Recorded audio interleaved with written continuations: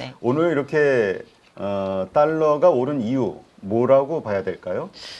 달러 아무래도 최근에 뭐 여전히 연준의 금리 인하 시점에 대한 얘기를 해보면은 아직은 이제 인하에 대한 시기가 9월로 많이 잡혀 있긴 합니다만은 아직까지 확실한 시기는 아닌 것 같아요. 추가적으로 뒤로 미뤄질 가능성이 그러니까 없는 건 아니기 때문에 또 연준위원회 발언 보시면은 굉장히 매파적으로도 얘기를 많이 하죠. 그러니까 이런 식으로 아직까지 연준의 피봇 시점이 뒤로 미뤄지는 만큼 이제 달러 인덱스 역시도 빠른 속도로 약세로 가기 어려운 구간이다 보니 달러의 좀 강세 또는 달러의 약세로 가는 길이 굉장히 늦어지다 보니 원달러 환율은 굉장히 빠르게 떨어지기가 어려운 것 같습니다.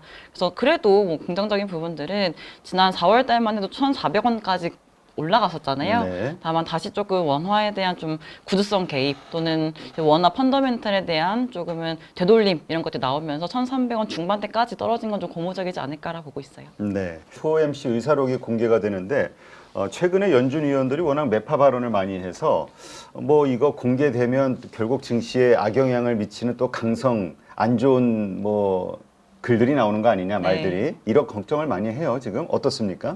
네, 우선 제가 자료를 하나 가져왔는데 이제 FOMC 리뷰 좀 기억을 해보시면 네. 지금 이제 그때 우리가 기억할 만한 내용은 이거였던 것 같습니다. 추가 인상 가능성은 조금 낮아진 것 같다라는 게 포인트였던 것 같죠. 만약에 연준 파월 의장이 이 당시에 추가 인상에 대한 얘기를 했다면 시장에서 조금 더 충격적으로 받아들였겠지만 그래도 인상에 대해서는 조금은 배제하는 듯하게 얘기를 했습니다. 지금의 기준금리 레벨이 그래도 제약적이라고 믿는다, 충분히 제약적이라고 믿는다라고 얘기를 했고, 다음 스텝은 이제 인상이 아닌 동결 가능성이 높다라는 얘기를 하면서 오히려 뭐 인하 시점을 얘기해주진 않았지만 인상에 대한 우려는 잠식시켜줬다라고 보시면 될 것 같고요.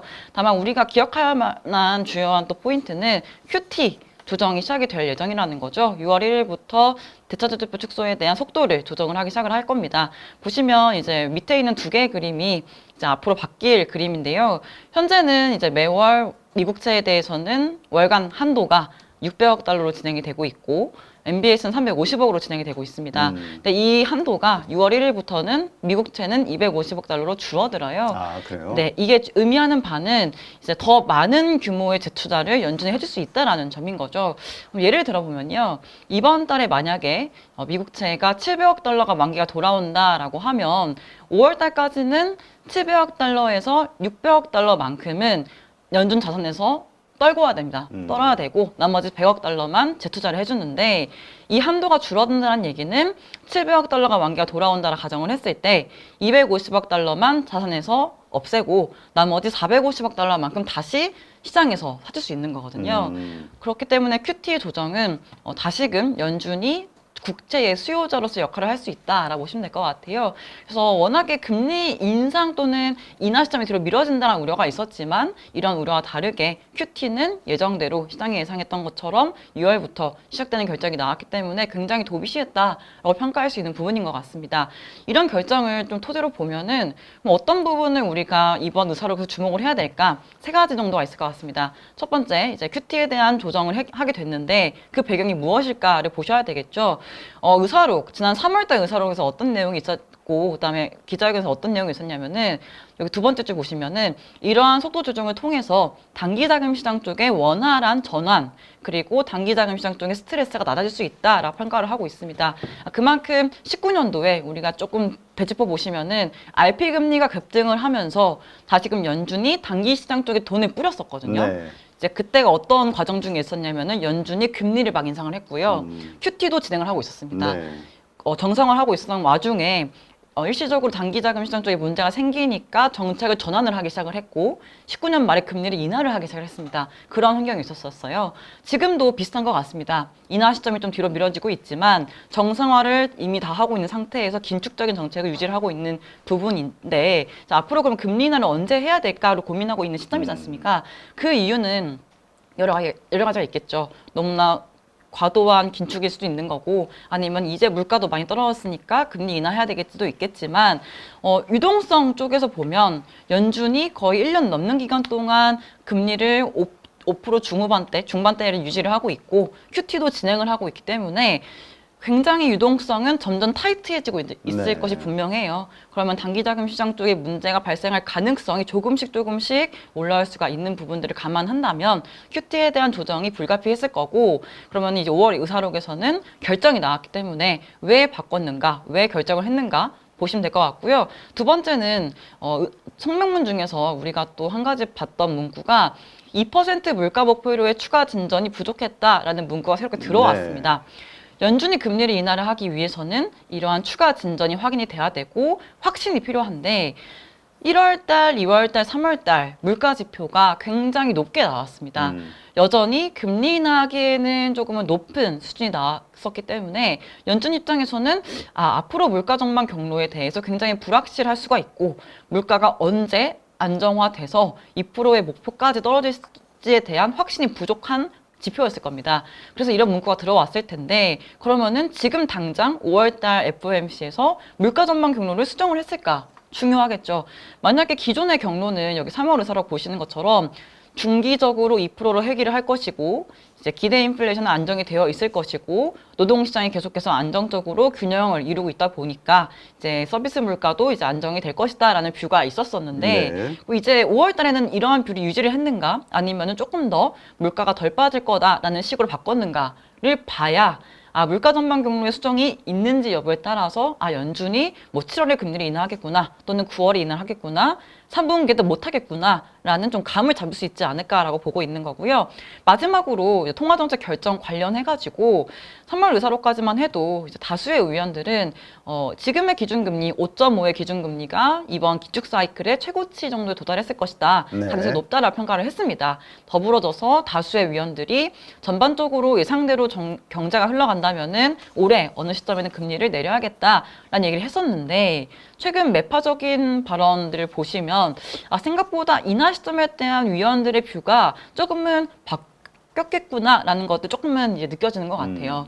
3월 FOMC에서 발표된 점도표에서도 원래는 연내 3번 인하를 시사를 했지만 네. 이제는 어렵게 됐죠. 이런 식으로 좀 매파적으로 바뀌어오는 내용들을 이미 위원들이 발언을 통해서 보여주는 것처럼 이번 5월 FOMC 의사록에서 위원들의 의견들 어떻게 조금 몰려있는가, 소수 의견이 어떤 의견인가 이런 것 좀 확인하시면 좋을 것 같다라고 말씀드릴 수 있을 것 같습니다. 네, 그렇군요. 그러니까 오늘 저 의사록이 나오면은 정말 금리 인하를 좀 언제 정도 할 수 있겠구나라는 감이 잡힐 수도 있는 실마리가 나올 수도 있다라는 기대감.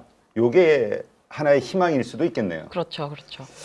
예. 그러나 또 연준 위원들이 워낙 거칠게 얘기를 해가지고 어떻습니까? 환율.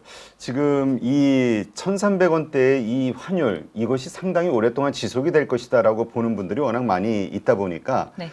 이 강달러 현상은 계속 지속이 될 거고 쉽게 금리 인하를 결국 하지 않는 거 아니냐 뭐 이런 얘기들도 있긴 하거든요. 예, 그림 하나 보시면 또 제가 한 가지 가져왔는데, 최근에 원달러 환율의 움직임은 잘 아시겠지만 달러 인덱스에 굉장히 밀접하게 움직이고 있습니다. 코로나19 직전 연도, 2개년도 이제 달러 인덱스랑 원달러 환율의 상관 계수를 구해보면요. 0.87로 높습니다. 네. 근데 지금 코로나 직후부터 지금까지 상관 계수는요, 0.96이에요. 거의 동일하게 움직인다라고 보시면 될 것 같아요. 달러 인덱스가 상승하면 원달러 환율 올라가고 달러 인덱스 하락하면 원달러 환율 떨어진다라고 말을 할 수 있을 정도로 두 개의 환율이 굉장히 밀접하게 움직이고 있는 모습인데 그러면 이제 앞으로 원달러 환율이 우리가 예전에 봤던 것처럼 1,100원대까지 1,200원 초반대까지 언제 빠질 수 있겠는가 굉장히 중요한 문제겠죠. 근데 이 얘기는 어떤 얘기냐면 달러 인덱스가 빠르게 하락을 해서 100을 깨고 내려갈 수 있을까와 거의 일맥상통한 내용일 겁니다. 근데 당분간은 굉장히 어려운 환경인 게 뭐냐면요. 달러 인덱스는 여러 가지 통화로 구성이 되어 있죠. 뭐 엔화, 스위스 프랑, 유로화, 영국 파운드화, 뭐 크론화 통합돼 가지고 이제 인덱스를 구성을 하게 되어 있는데 네. 잘 아시는 것처럼 스웨덴 금리 인하 시작했고요. 스위스 금리 인하 이미 했고요. 6월 달에 ECB도 금리 내릴 겁니다. 네. 한 가지 엔화만 이제 좀 정책적으로 일본은행도 금리를 이제 인상을 하는 과정 중에 이제 있기 때문에 이제 엔화만 약세를 이제 영향 주지 않고 오히려 좀 강세로 갈 수 있는 역할을 할 수 있는 정도다라고 보시면 될 것 같은데, 그러면 엔화를 제외한 나머지 통화는 달러 인덱스의 강세로 지금 영향을 주고 있는 거거든요. 그러면은 올해 상반기 이미 거의 끝나가고 있지만 올해 상반기, 올해 3분기, 나머지 4분기까지 놓고 보면은 유로존 쪽의 경기, 유로존 쪽의 통화 정책, 유럽 쪽의 통화 정책은 계속해서 달러 인덱스가 빠르게 떨어지지 못하도록 막고 있는 거고요. 엔화 자체가 좀 빠르게 정상화되면서 이 약세 전환되는 거를 막고 있는 거를 빠르게 이렇게 없애줘야 되는데, 최근에 엔달러 잘 보셨죠? 엔달러도 거의 안 빠져요. 네. 계속 150엔 위에서 움직이고 있기 때문에 아직까지는 일본은행의 통화 정책의 영향이 굉장히 크게 미치고 있지는 못하고, 나머지 유럽 쪽, 뭐 스위스, 스웨덴, 유로존, ECB의 이러한 통화정책 결정 자체가 달러 인덱스의 하락을 막고 있다, 저지하고 있다라고 보시면 될 것 같거든요. 그러면 앞으로 달러 인덱스가 현재의 105포인트, 뭐 106포인트, 104포인트 내외에서 옆으로 횡보한다라고 하면 자연스럽게 원달러 환율도 1,300원 초반대, 뭐 중반대 정도의 레벨에서 굉장히 옆으로 기면서 갈 수 있는 구간일 수가 있겠다라고 보고 있는 거고요. 다만 이제 긍정적으로 한 가지 놓고 볼 수 있는 부분은 경제, 우리나라 경제가 어떻게 될까? 네. 하반기에 진짜로 수출이 계속해서 끌고 가면서 성장을 만들어낼 수 있을까? 내수가 회복할 수 있을까? 이 두 개가 관건입니다. 기대하는 것보다 내수가 빠르게 회복을 하고, 그다음에 수출도 끝까지 연말까지 좋다라고 하면 원화 자체에 대한 펀더멘털이 강화가 되면서 원달러 환율이 조금은 떨어질 수가 있겠지만, 저 이베스트 이제 경제 보는 저희 또 팀장도 계시는데 그렇게까지 긍정적으로 보고 있지는 않아요. 경제에 그래요? 대해서요. 네, 그러면은 말씀드리고 수 있는 부분들은 이 1,300원대 초반대, 1,200원대 후반대의 레벨이 우리가 이제 볼 수 있는 이제 원달러 환율의 좀 최저치 정도이지 않을까, 당분간으로 보고 있어서, 당분간은 이제 원달러 환율의 급락을 기대하기에는 여러 가지 금융 변수들이 조금의 달러 인덱스의 하락을 저지하고 있다 보니까 좀 어렵겠다라고 전망하고 있습니다. 네. 자, 그러면 이제 여기에 맞춰서 우리 한국은 어떻게 할 것이냐. 네. 결국 이제 금통위가 열리는데 여기서도 이제 지금은 금리 동결 이야기가 뭐 대세를 이루는 것 같아요. 근데 우리도 하반기에는 슬슬 금리 인하할 수 있다라는 이야기들. 네. 근데 이런 것들이 또 어떻게 영향을 미칠지 궁금하거든요. 네, 지금 이제 한국은행 금통위가 이번 주 목요일에 개최가 될 예정이고요. 아무래도 통화정책 결정은 동결로 전망을 하고 있습니다. 동결 결정 나올 거고, 이제 정책적으로는 뭐 기대감 거의 없으신 것 같긴 한데, 한 가지 포인트는 경제 전망치와 물가 전망치를 어떻게 바꿀 것인가. 가 가장 관전 포인트인 것 같습니다. 지금 경제 전망치가 올해 2.1%고요. 물가 전망치는 2.6 헤드라인, 근원은 2.2%입니다. 근데 지금 1분기 지표가 굉장히 강하게 나왔어요. 보시면은 이제 이전 두 개 페이지인데, 지난 1분기 GDP가 1.3%를 기록을 했거든요. 네. 예를 들어서 2분기, 3분기, 4분기 성장 없이 0%로 성장을 한다, 0%의 성장률 기록한다라고 가정을 해도요, 올해의 성장률 연간으로 2.3 정도 나온다라 계산이 되거든요. 그러니까 사실은 이번 2.1이라는 숫자가 높여질 수밖에 없는 상황인 거예요. 다만 2.1에서 얼마만큼 높여질 것인지에 대해서는 굉장히 의견이 갈리고 있죠. 2.6 또는 2.5까지 올릴 수 있다, 내지는 2.2, 2.3에 그칠 것이다 라고 의견이 굉장히 갈리고 있습니다. 저처럼 이제 좀 경제에 대해서 또는 내수에 대해서 긍정적인 힘이 좀 강하지 못할 수가 있겠다라 전망을 하면 2.3, 2.4 정도에 그칠 것이다라 보고 있는 거고, 네. 그게 아니라 뭐 내수의 회복세나 수출의 이러한 동력들이 연말까지 이어지면서 그래도 강한 성장들을 또는 견조한 성장들을 만들어낼 수 있지 않을까라고 기대를 하게 되면은 2.6까지도 보시는 것 같은데, 사실 이 전망치 높이는 거 물론 중요하죠. 근데 통화 정책의 방향성을 조금 더 가늠을 하기 위해서는 성장보다는 물가 전망치가 조금 더 중요하지 않을까라고 보고 있습니다. 앞서 말씀드렸던 것처럼 원달러 환율도 지금 1,400원대에서 1,300원 후반대, 중후반대로 떨어졌지 않습니까? 네. 근데 지난 2월 달에 요 전망치를 냈을 때만 해도요, 이 이 원달러와 브렌트유, 국제유가는요, 지금보단 굉장히 조금 낮아져 있었습니다. 원달러는 1,320원대에서 왔다 갔다 했었고요. 1,330원대 왔다 갔다 했었고, 국제유가, 브렌트유는 뭐 79불, 81불 평균 기록을 했었습니다. 근데 지금은 평균 내보면은 이제 브렌트유 평균 83불, 그다음에 원달러는 1,360원 중반대 까지 평균이 나오고 있다는 거죠. 그러니까 오히려 수입 물가에 대해서 조금 더 상방 리스크가 커졌고 수입 물가가 왜 중요한가? 이제 뭐 자재 같은 거 원자재 내지는 중간자 재원 이런 것들을 수입을 하게 되면은 달러로 표시가 되어 있지 않습니까? 네. 그러면 수입 물가가 올라간다는 얘기는 기업들 입장에서는 생산 코스트가 높아진다라는 거고요. 그럼 기업들이 마진을 조금 더 확보하거나 이 비용들을 조금 이제 메꾸려면은 당연히 상품 가격으로 전가할 수밖에 없어요. 네. 그러니까 이 수입 물가는 조금 시차를 두고 이제 실제 소비자 물가로 또 이제 이어질 수가 있다 보니까 이러한 국제 유가 상승, 원달러 상승은 수입 물가의 상승, 시차를 두고 소비자 물가의 상승으로도 이어질 수 있는 부분들이 있다라고 보고 있는 부분이 있어서 그러면은 이러한 좀 국제적인 변화 또는 뭐 운임 비용 상승 이런 것들을 감안했을 때 헤드라인 물가 상승률이 조금은 높아질 수도 있겠다라고 보고 있는 거고요. 만약에 이 경제 전망치가 뭐 2.5, 2.6으로 큰 폭으로 상향 조정이 된다라고 하면 기계적으로 수요 측, 디맨드 푸시 인플레이션 압력이 조금은 생길 겁니다. 네. 그럼 자연스럽게 근원 물가 레벨도 전망치가 소폭 높아질 수가 있는 문제거든요.